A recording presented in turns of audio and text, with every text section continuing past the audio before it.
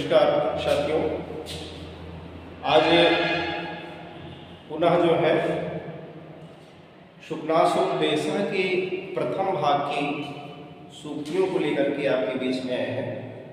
बहुत ही इम्पोर्टेंट है, परीक्षा की दृष्टि में पूछा जाता है, टेट वगैरह तक ही पूछे जाते हैं। देखेंगे, अति गहनम तमो यौवनम प्रभवम।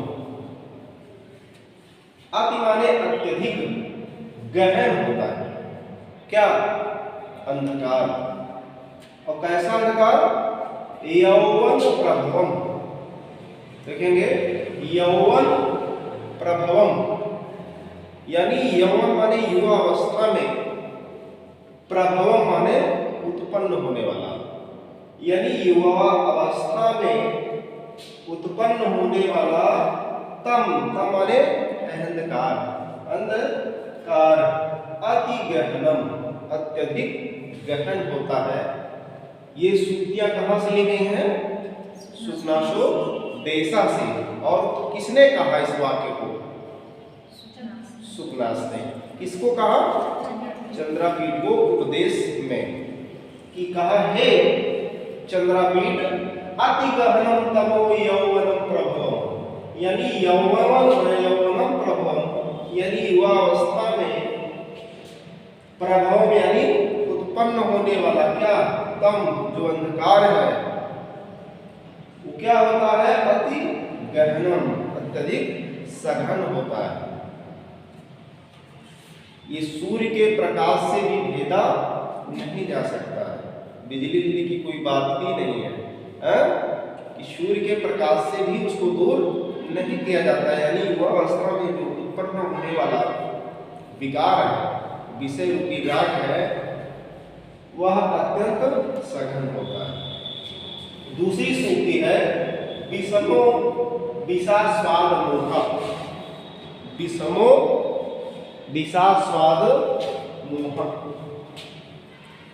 विषमो, विषमो माने विषम होता है।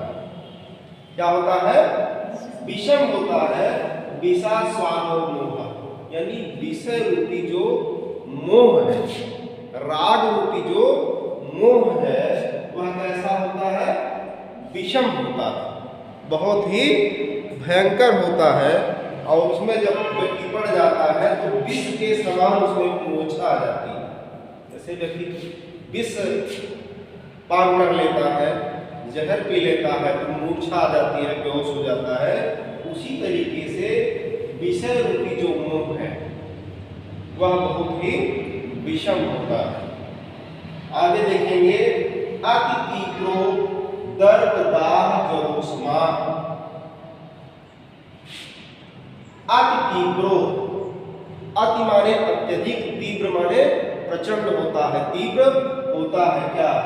दर्पदाह, अहंकार रूपी, अभिमान रूपी, अभिमान रूपी जो ज्वर की उष्मा होती है, अभिमान रूपी जो ज्वर की उष्मा होती है, यानी जो अहंकार होता है धन का, शक्ति का, ठीक है, युवा होने का, वो क्या होता है? अत्यंत तीव्र होता है। शुक्नास कह रहा है किससे? चंद्रापीठ से, कि अति तीव्र दर्पदाह जोष्मा, यानी दर्पदाह यानी अभिमान रूपी जो दाह है, जो ज्वर है। जैसे बुखार आदमी को चढ़ जाता है तो उसका टेम्परेचर 100 के ऊपर चला जाता है, उसी तरीके से मनुष्य के अंदर जब दर्प आ जाएगा, अहंकार आ जाएगा, अभिमान आ जाएगा, किसका? धन का, बल का, शक्ति का, इन सब का जब उसके अंदर अभिमान आ जाएगा तो उसमें क्या हो जाएगा? वह अति तीव्र हो जाता है। क्या हो जाता है? अति तीव्र होता है। वह जल इत्यादि से भी शांत नहीं होता। जो कि धन की जो गर्मी है, जो उष्मा है, वो जल से शांत होने वाली नहीं है। वह केवल शांत कैसे हो सकती है? गुरु के शास्त्र उपदेश से, गुरुजनों के शास्त्र उपदेश से ही उसको शांत किया जा सकता है। विषमो रागम अवलेपम, विषमो रागम अवलेप यानी विषमों यानी विषय राग का के मल का जो अवलेप होता है, यानी विषय रूपी जो राग है, मोह है, क्रोध है, लोभ है, जो मनुष्य को उन्मार्ग की तरफ ले जाते हैं यानी नष्ट करना चाहते हैं, तो विषय रूपी जो राग है, मोह है, वह राग का जो अवलेप है बहुत ही विषम होता है। उसको भी जो है किसी से साफ नहीं किया जा सकता है, धुला नहीं जा सकता है। तो चूंकि विषम होता है, विषम कैसे होता है? राग मल अवलेप, राग रूपी मल का जो अवलेप है। बात समझ रहे हैं? राग रूपी मल, जैसे एक गंदगी है जो आपके शरीर के बाहरी हिस्से कपड़े में लगती है, वो तो धुलने पर साफ हो जाती है, लेकिन जो आपके मन में, आपकी इंद्रियों में जो विषय रूपी राग है, लोभ है, लालच है, मोह है, क्रोध है, ये सब जो है विषय रूपी राग का जो लेप है वह धुलता नहीं है, वह बहुत ही विषम होता है, वह दाग कभी छूटता नहीं है। और अपरिणामोपशमो दारो लक्ष्मी मद, देखिए अपरिणाम वाला होता है किसका? लक्ष्मी मद, यानी लक्ष्मी का जो मद होता है, लक्ष्मी कहने का मतलब जिस व्यक्ति के पास होती है वो क्या होती है? दारो, अत्यंत कठोर होती है। वो अपरिणामोपशम, अपरिणाम यानी वार्धक्य अवस्था प्राप्त होने पर भी, वार्धक्य अवस्था यानी वृद्धावस्था आने पर भी जो है लक्ष्मी मदा यानी लक्ष्मी का जो मद है वह दारो यानी अत्यंत कठोर होता है और उपशम यानी शांत नहीं होता है।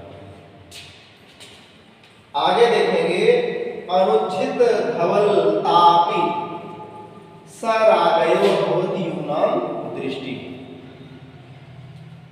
यानी अनुचित धवलता यानी सफेद स्वच्छ जो धवलता है किसकी?